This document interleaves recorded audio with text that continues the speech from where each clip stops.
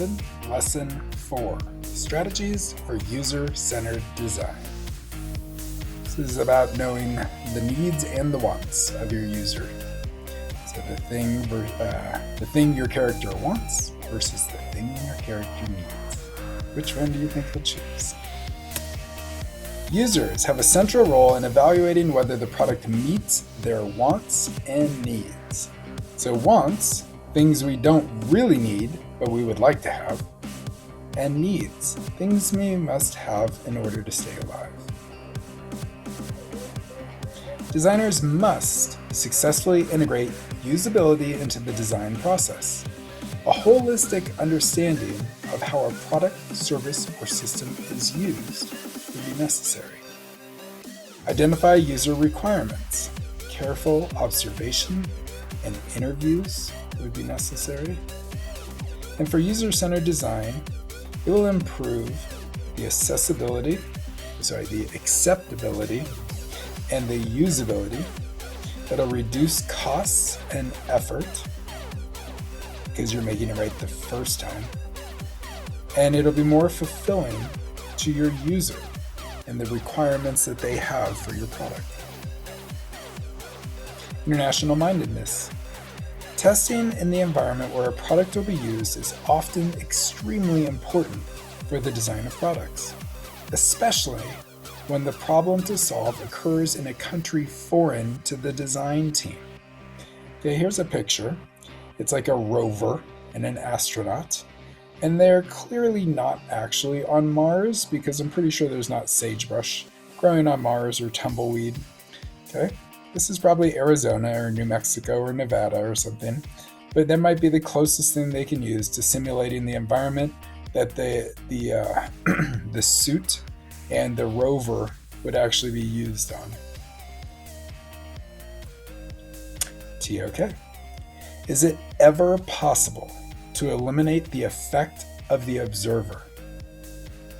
To what extent does the language used in questionnaires shape the results? Both of these are an important thing for you to keep in mind as you're doing your research.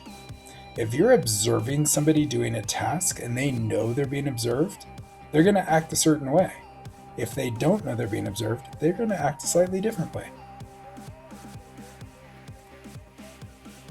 By including potential consumers in the testing of designs and prototypes, designers can gain valuable data relating to how they will interact with the product. Strategies for user-centered design.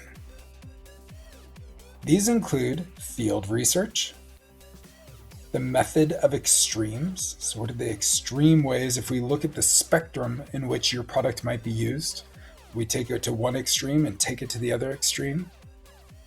Observations, interviews, focus groups, questionnaires, affinity diagramming, which I put an image off to the right. So it organizes a large number of ideas into their natural relationships. So imagine you brainstorm and come up with all kinds of crazy ideas, and then you sort them into categories. That would be considered affinity diagramming.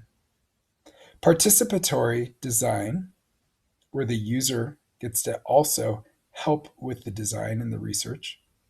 A prototype, and usability testing. Usability laboratories.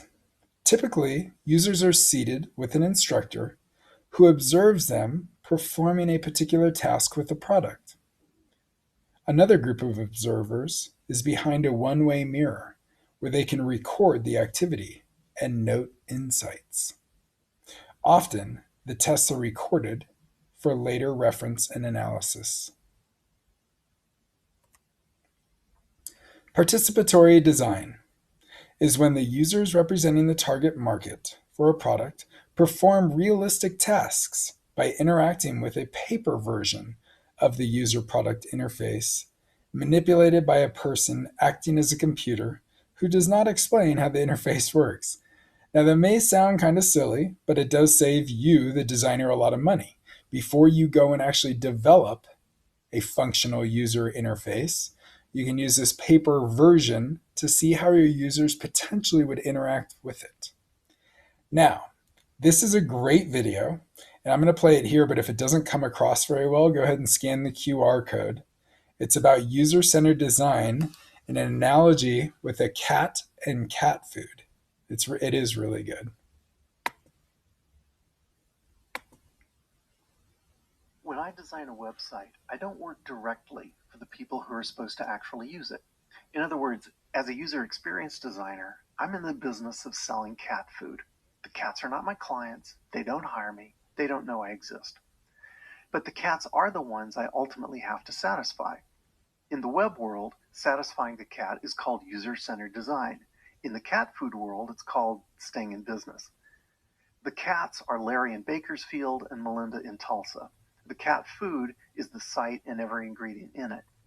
The party who actually buys my cat food is the cat's owner, my client, the executives, the stakeholders, whoever is in the position to give me projects, approve my work, and set it out for the cat.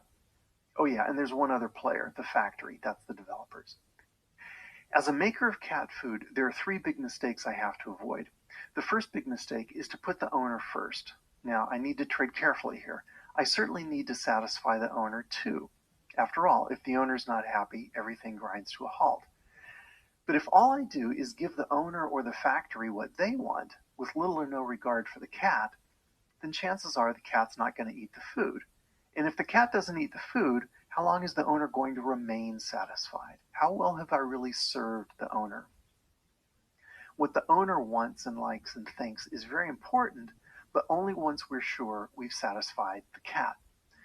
The second big mistake for a web designer, a cat food maker, is to imagine that the cats are like me. I love strawberries and chocolate. Cats don't. They love mice. I don't. I'm not a cat, and neither is the owner or the factory. So our own tastes and opinions and agendas come in a distant second to the cat's. To be a good cat food maker, I have to absorb as much research as possible about what cats need and want and like. What I like is irrelevant. The third big mistake is to imagine that the owner or I can compel the cat to do what we want. Cats don't obey.